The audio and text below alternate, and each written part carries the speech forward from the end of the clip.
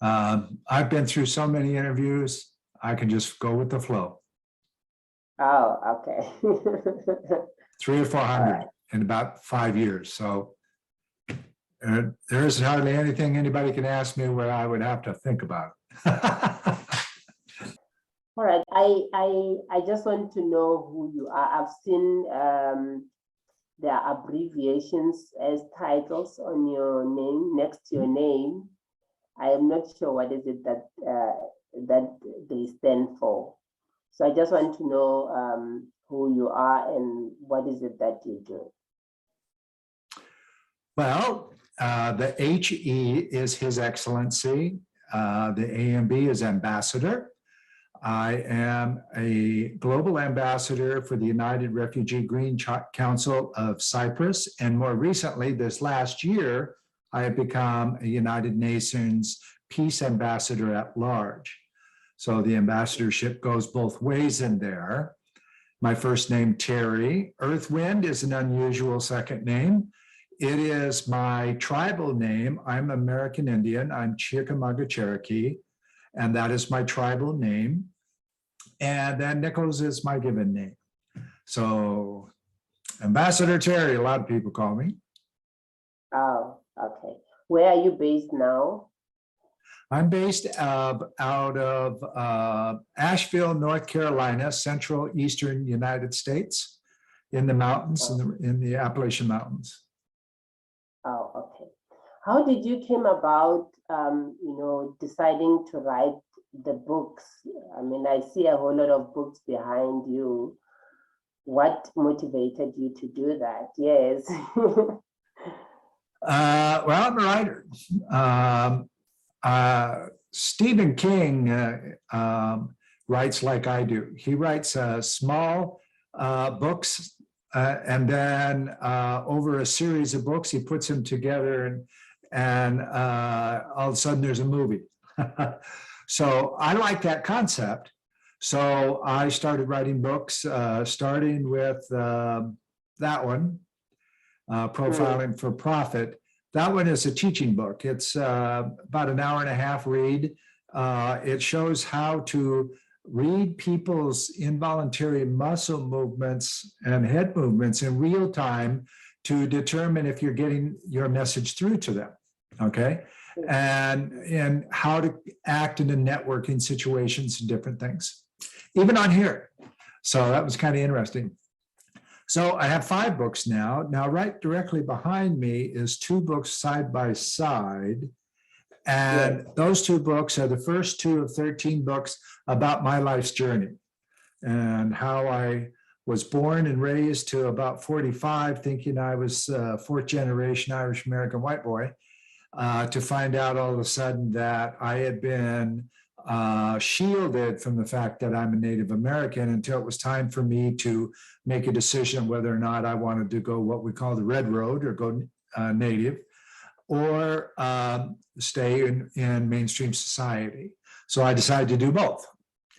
And I joined my tribe. I found them and I joined them, and they welcomed me with open arms, and gave me the name Earthwind because of my travels around the earth on behalf of world peace.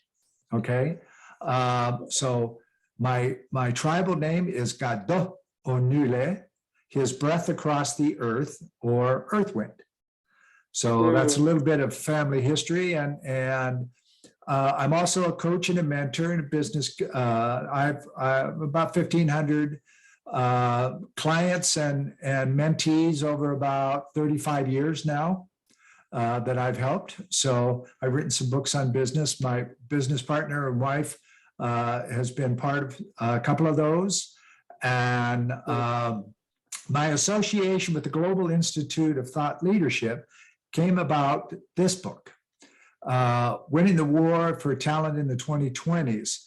We did a compilation of which one is my chapter, of the leading thought leaders and our takes on helping businesses and corporations think about going forward in the 2020 and how we're going to hire help.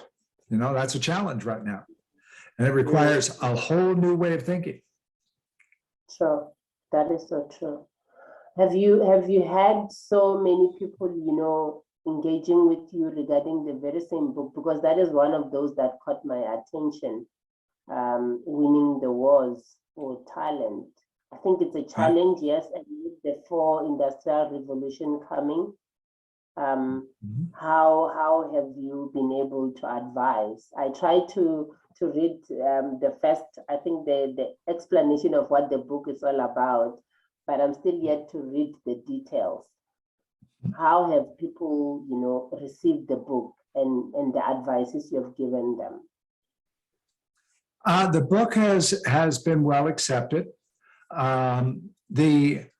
The key here is there's a whole lot of business people out there right now who are not ready to read that message.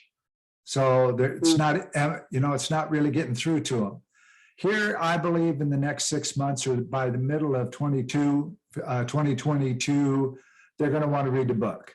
They're going to want to figure out where they're going to get their talent and keep the talent they have, because it requires a whole new business model. In fact, my company, we have a global company, Evolutionary Healer LLC, has 4 divisions. One division is Consortium.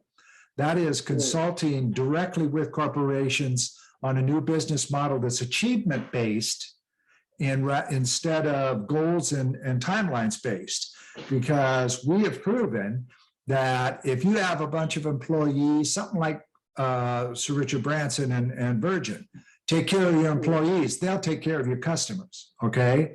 That's why it's so successful. And what we teach is when a person is well, you and I can go through this little model right now. Think of the last time that you achieved something that was significant to you. How good did that make you feel? You were excited, you were pumped up, you were ready to do it again. You couldn't wait to get started. So what happens if you start doing that over and over and over again? And everybody around you starts doing that over and over and over again. 3 things happen immediately. People who achieve regularly don't get sick, they don't burn out, and they don't leave that company. They're not going to leave that group of people that they're creating with on a bet. So big business, listen up, okay? South Africa, you get a chance to hear it from me. So that's the big thing about Consortium and that new business model. And the other takes in there is from different colleagues of mine that point out specific things that are key interests to both the employee and the employer. So it's quite interesting that they both get a chance to see different sides of that.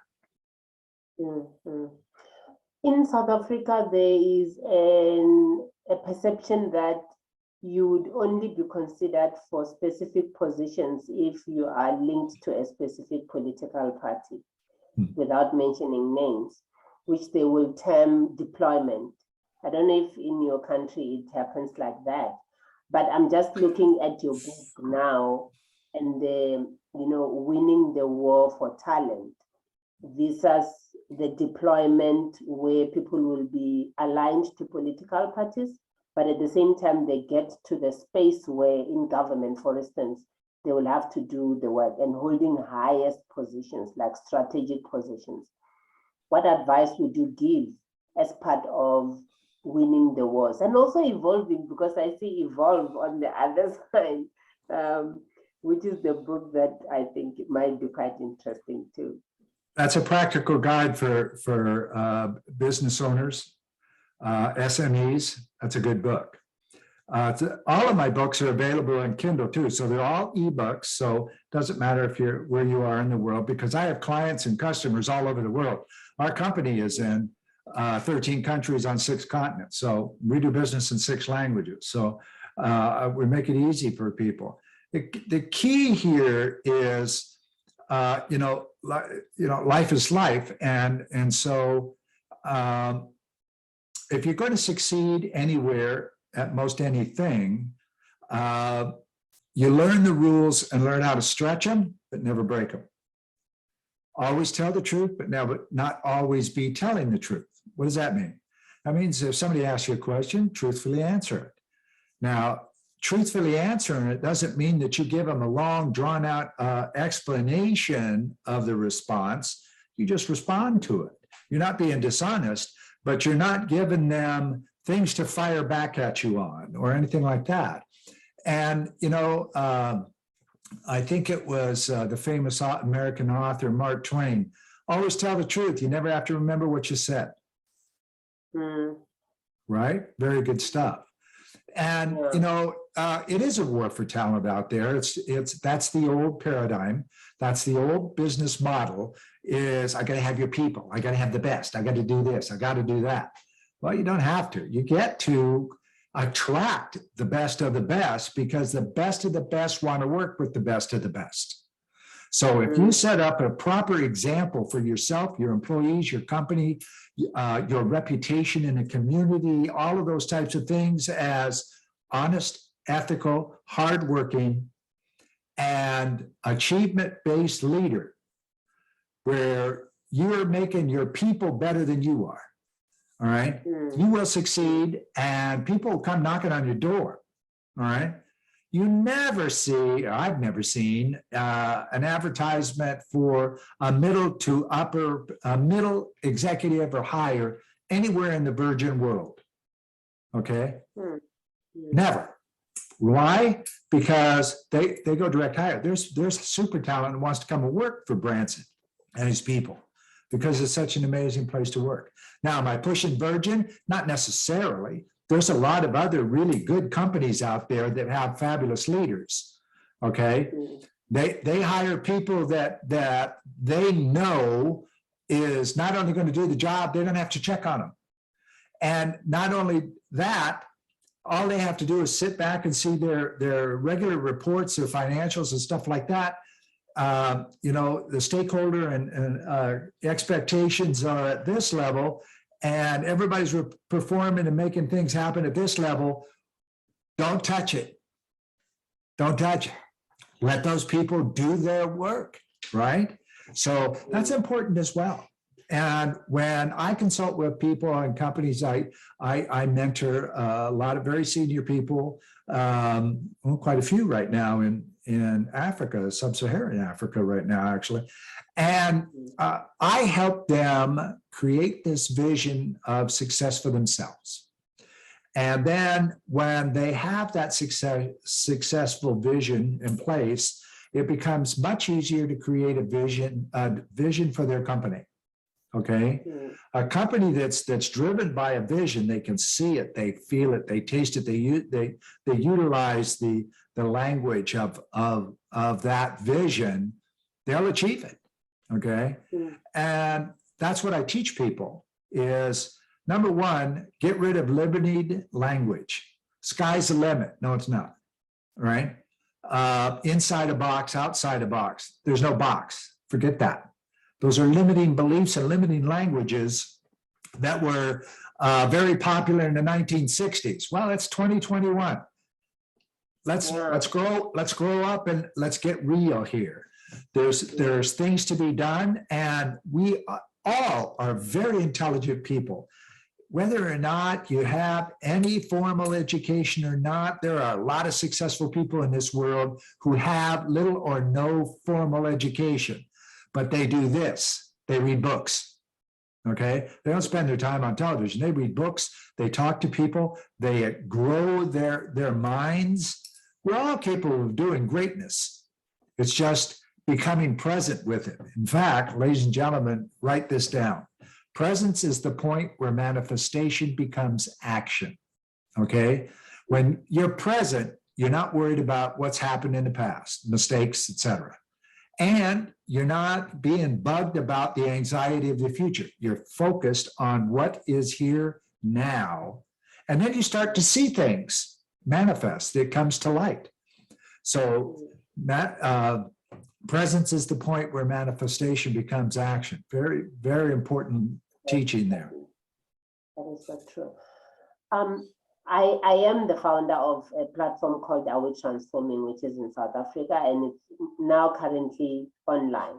And the aim is to provide an opportunity for, anybody, an ordinary citizen, a leader, or a professional to engage. one of the things that I'm looking at doing is to get, graduates who are not employed to be trained or to be mentored. And I hear you talking about mentorship. How do they position themselves to become the talent that will be considered as good enough, to be absorbed in specific industry or in a business, based on the books that you have written?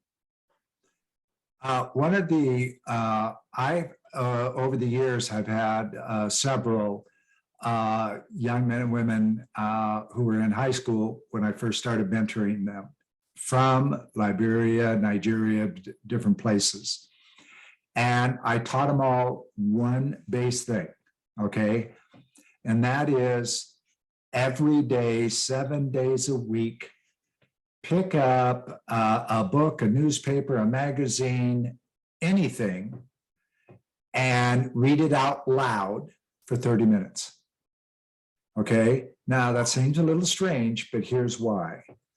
As you're reading, pronounce every single word. And let your human ears hear you talk in American English, whatever, okay? I think if somebody is English as their second language and they have mastered American English, they can be successful anywhere in the world.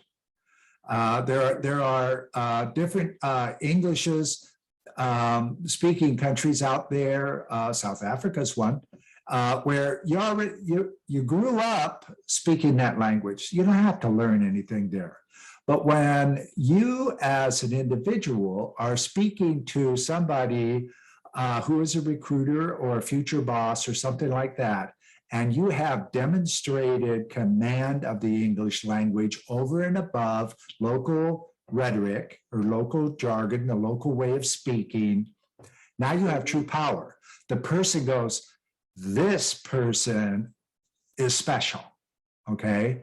And each one of those kids, they were young people, but they were teenagers, but each one of them who did that can speak like they were born and raised in America.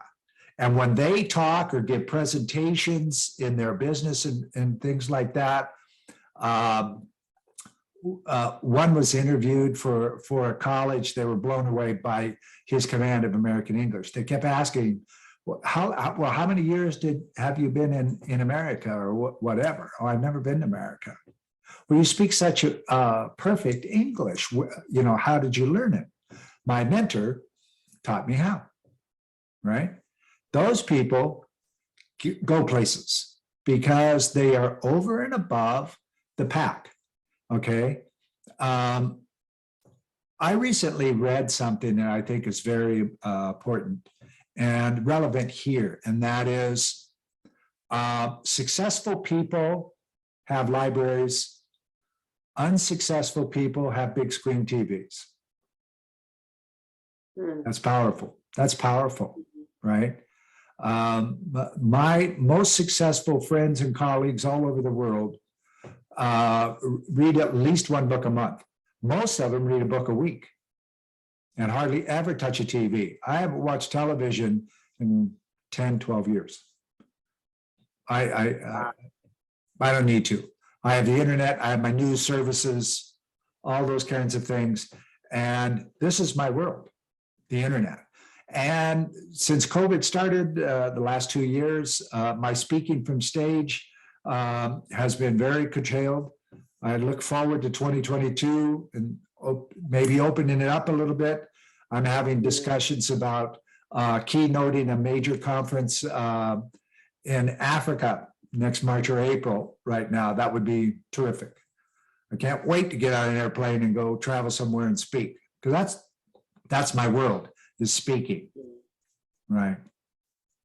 But it has been through acquiring a lot of knowledge in reading, like through reading. When you're reading, you get knowledge. That's what you're basically saying to the people who are watching this recording. Evolve. How do we evolve? What is it that we should do to evolve in a to business? evolve? Yeah, in a business kind of a situation.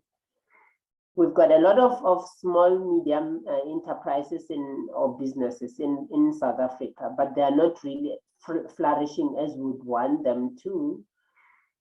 What would be usually the problem that makes them not to flourish in most cases, based on your experience? Well, it's been in my experience, and to begin with, I grew up a mountain boy in the Rocky Mountains of Western United States. Okay, poor. We were poor people. Okay, no shot at going to college. So my best thing was to get through high school so I could join the U.S. Navy, the United States Navy, and get my college while I was there. And that's exactly what I did. I went out and got 2 degrees there. I served for 20 years and retired. And I got myself out of there. But here's the key. My very first boss in the Navy at my first duty station, he told me, yes, go get you some college if you want. But here's the key. Whatever you do, be the best there is at it. All right? Mm-hmm. If you're going to be here in the personnel office, be the best personnel person there is, so that you stand every chance of being promoted and being seen regularly. And that's what I did. I to this day, I have created a question and answer sequence that stops suicide ideation, PTSD, all those kinds of things right here on the internet, on an audiovisual platform, usually Zoom, Skype, whatever.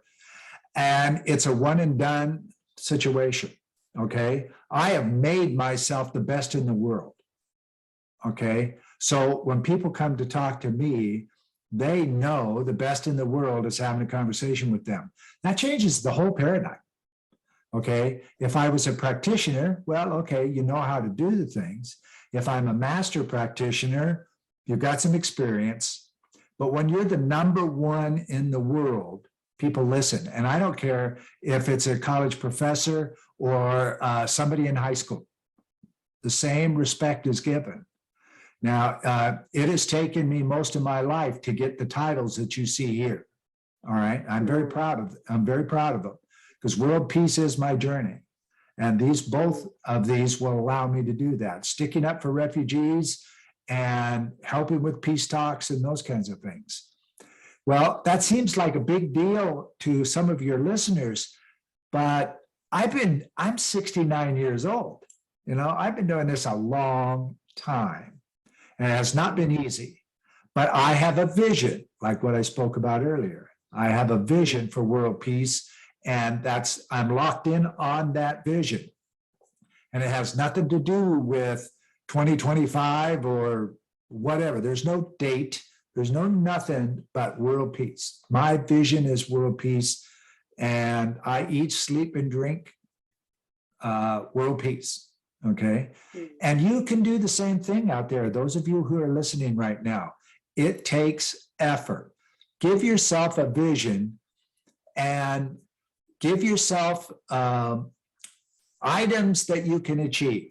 One thing might be read a book out loud every month until you can read really fast. And then maybe it's 2 books. And then maybe it's 1 a week for a while. Become very knowledgeable at what it is you want to do. And yeah, that can be a welder, okay? I have friends who are welders who read regularly, and they are amazing at what they do. And because they read about their craft all the time, about people are doing all over the world. And now they teach everybody else because they're smarter than everybody else. But they have a vision to be the best at what they are. You can be a baker. That doesn't sound like a big deal until you're the best baker in your city. Now it is a big deal, okay? So be the best that you can be, and be the best that you can be right here, right now, at whatever you're doing. Okay. And don't be hard on yourself if things don't work out. That's life. That's part of the journey. Just keep going. Never stop. That's the key. Never stop. And that's not easy, ladies and gentlemen. It's not easy. But I'm sitting here telling you, I've done it. Okay, so I can say it can be done. And even now, there's days that are lousy. Okay, yesterday morning, for most of the morning, was a lousy day until I sat down and said, all right, enough of this. Let's get present and let's get going. And after about a minute or two, everything that was going wrong that day was gone. It was time to move forward. That's not easy, but I've been doing it for 20 years. So it makes a little difference, a little easier for me. But that presence is the point where manifestation becomes action, is really, really significant. Yeah, true. Even the declarations that you say to yourself, like you're saying, I'm the best. Not looking down on the efforts that you put on the table just to achieve the vision that you want to achieve. Many people have got a lot of qualifications, but they are not necessarily able to achieve the things that they would want to achieve. They are not necessarily the talent that you probably talk about in your book. What is it that they need to do to go to the point where you have been able to reach as part of becoming the best? Because I think they end up getting frustrated, and the only thing they will do will be like to pull rank or to flaunt the qualifications, but not necessarily putting the actual work on the table. What advice would you give? Do a lot of volunteering. You never know who you're standing beside at a church or the local community center, excuse me, and just how powerful that person, he or she may be. And if you're a good person and you tell them, you know, I'm looking for a job. I've got these basic qualifications. I've read a lot of books. I'm very current on what I do, and I can't wait to start with a company, right? You don't ask them for a job. Let me say that again. You don't ask them for a job. You just, you communicate with each other, because the person you talk to may not have a job for you, but they may have dinner that night with somebody who needs you. And guess what they're going to say? I met your man. I met your woman. I've got your employee, and I've got her phone number. You got to talk to this one. I spent the afternoon at blah, blah, blah community center side by side with this amazing young person, and you got to talk to him. Well, I think I will. What's the phone number? What's her name? It's not who you talk to. It's the message you give them. Okay. For you that are out there looking for jobs, it's about the message you give people. I'll give you a very good example. In that book, Profiling for Profit, I was selling custom clothes to a global company. It's top people. Okay. And when I went into their parking garage of their 40-story building, because I was going to the top floor, I got VIP parking. So they parked my car for me. I didn't have to worry about that. Not only did that do that, but it didn't matter if it was summertime or wintertime. They washed my car while I was upstairs. Very cool, right? Here's the thing. Here's the thing. I was selling custom clothes, so boy, did I look good every time I got out of my car. And there was this young man there who washed the cars every week. One day I was only upstairs for a very short time, and I came back down. He was still washing my car. He apologized that he hadn't finished yet. And I said, I got time. Relax. Go ahead and finish up, and no big deal. So he says, can I ask you something? I said, sure. What do you want? What is it that you do? Are you one of the executives upstairs? Or I go, no, I sell custom clothes to those guys upstairs. These are custom clothes that I wear. And he says, wow. And I go, yeah, here's what I do. And I explained it to him. Okay. Now, I could have disregarded this young man completely and said, oh, I sell custom clothes. And that's it, Yeah. right? I respected him for asking me with intent. And so I gave him my full notification or my what I do. You know what happened? Here's what happened. It's in the book. He got my card. I kind of smiled inside, but I said, well, sure, you can have my card. You'll never be my customer, but okay. The following week, I get a phone call mid-morning at the store where I worked out of. It was a man who was a senior executive for one of the top 5 banks in America. Okay. And the uncle of that young man. Now, on Friday, when he finished washing my car and I gave him my usual tip and jumped in the car and took off, that weekend, Sunday night dinner, his uncle was complaining about, then I lived in Minneapolis in the middle of the United States. He was complaining that it was time to go to New York again and get some clothes for the next clothing season. And he hated doing that because he was hard to fit. He needed a custom tailor. And this young man told him about me and pulled out his wallet and gave his uncle my business card. And he says, this guy always looks really nice and he's taking care of my bosses on the top floor. So he's got to be good. And he said, all right, let me call the guy. So he does. He calls me up and he says, hey, my nephew, blah, blah, blah, is wash your car all the time when you go to the Pillsbury building. And you gave him your card. I go, yeah, great, terrific fellow. Well, how can I help you? Well, I'm so-and-so, and I'm executive vice president of blah, blah, blah bank. And I have to go to New York all the time to get my clothes made because nobody can fit me off the rack, and I've had bad luck here. But he speaks well of you. How do you do this? Do I have to come to your store or something? I go, no, I normally come to your office or your home. You certainly come to the store. We have a beautiful store, but I come to you. He says, all right, come on over. So we set an appointment. I made him a suit. And then when it was done, I delivered it. And he went into his bathroom in his office. That's doing pretty good. And put the suit on. He walked out. It was like it had been through a tailor shop over and over and over again.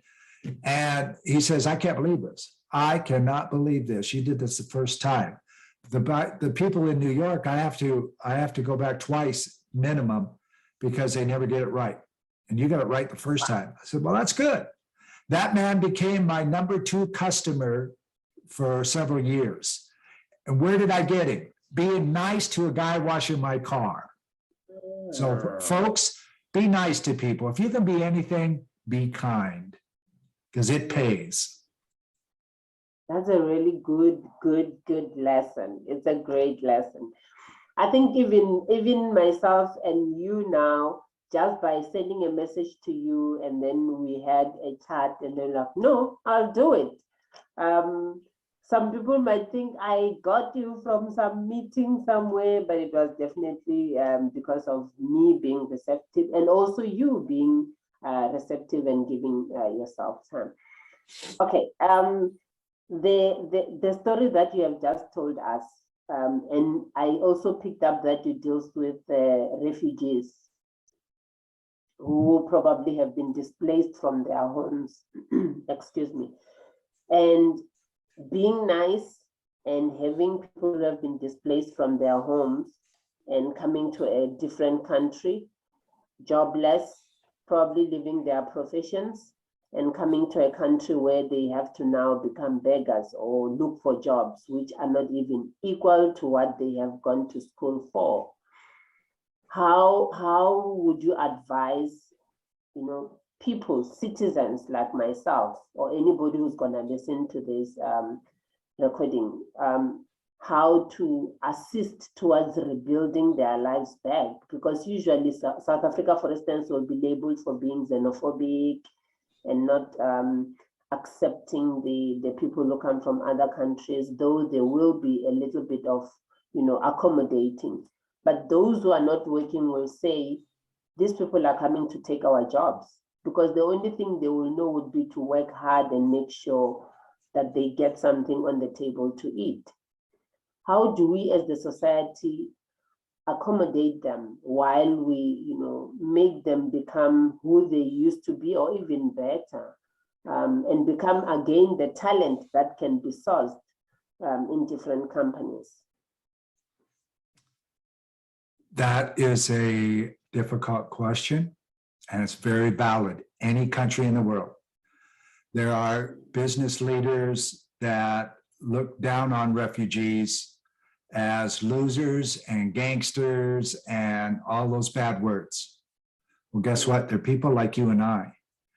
And when people emigrate to other countries, the people in that country have no idea how hard that is. They have no family, no support structure.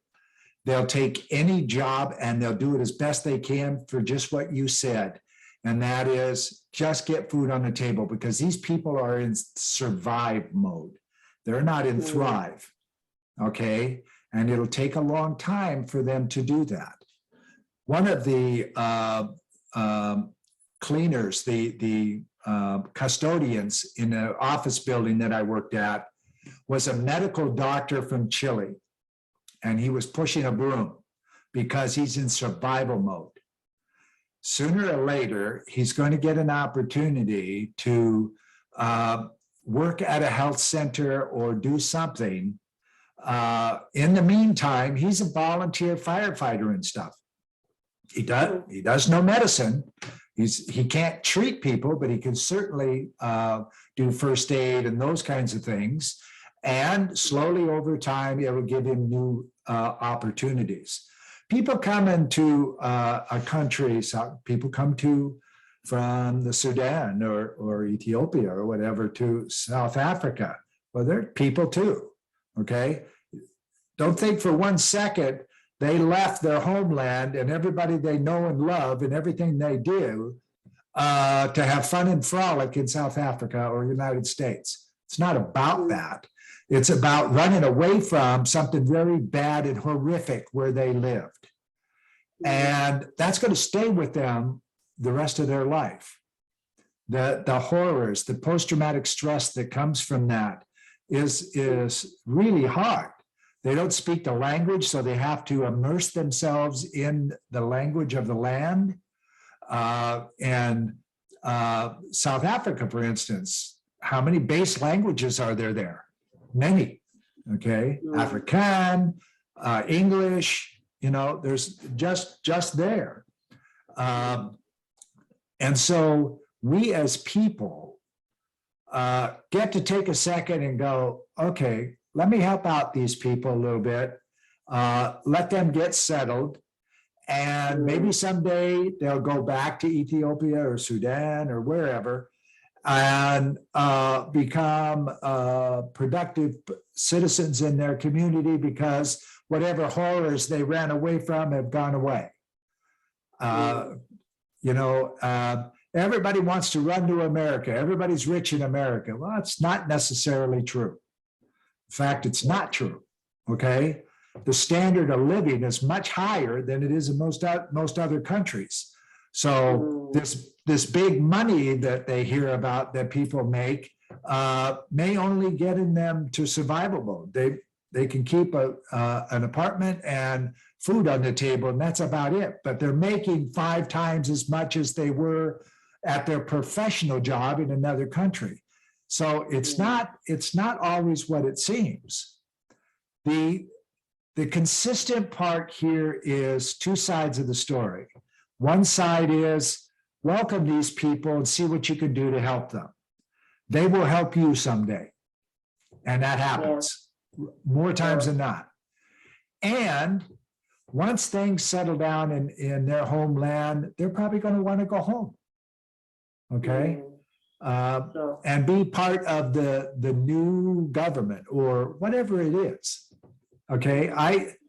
If I ever had to run away from the United States, I do whatever I have to do to put food on the table without any ego. Push a broom, I'll do anything, all right?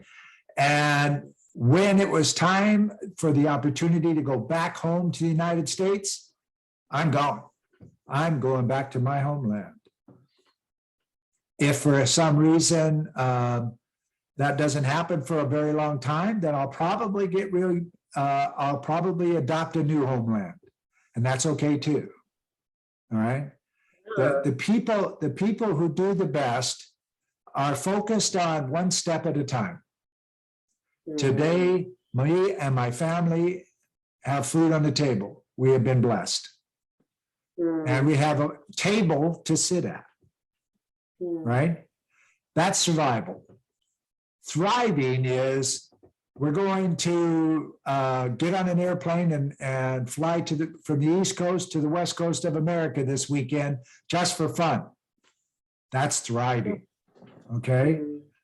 But when people are first in the different countries, it's all about a place to sleep with security and something to eat. That's the main thing. That's survival. I think in the light of you advocating for world peace, that actually sort of speak to that in terms of society as a whole wanting to help each other instead of fighting one another, but sort of being a brother's keeper of some sort towards making sure that whatever difficulties that I was experiencing wherever I come from or my country, even though this is not home, I can be able to assist this person to find, some comfortable way of navigating this life without having to fight me again as a resident to get food on the table. So yeah, I think for me that is a take home. And I think even the people who are going to listen to this will actually learn from that. All of us can actually play a small role in assisting one person or two who come from another country and are struggling and need to be assisted. I just cannot thank you enough for having made time. Any parting shot, message or lesson that we can take as Are We Transforming and everybody who's gonna be watching? Just keep going. If you want to know more about me, there it is right there. Google Terry Earthwind Nichols. You get my company's YouTube, social media, everything about me, white papers I've written, all of that information, including contact information. And, it's just one step at a time. Life is not a guided tour, it's a journey. And sometimes the journey has some terrible storms, but this too will pass. All right, just keep going. Yes, thank you so much. Maybe one last thing. You said you've been in this field for 20 years, right, or more. Mm-hmm.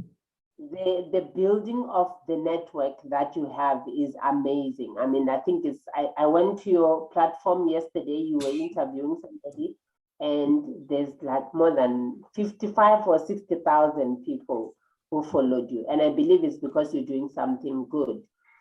For me, it's not much about having a huge following, but more about how can people contribute towards, empowering each other. Then we form a network which I think is what you're doing. What advice would you give me as part of building Are We Transforming to be the platform that will impact mostly to fellow Africans and South Africans? Mm-hmm. Yes, on January 1st of 2020, I had 1,781 followers on LinkedIn. Today, I have 55,918 followers. How did I do that? I have a nice voice. People like to hear me, and I have a message. I just put out stuff that I read on the internet that is important, and I put it in my language, what I think, and people understand that, they like it, and they follow me because of it. So if I want to take a day off, I'm the boss. Okay, if I want to take a Wednesday off, I take Wednesday off. If I want to take Sunday off, I take Sunday off. I work 7 days a week because this is not work to me. This is a journey. I have a vision. And that vision is to put inner peace in everybody in the world.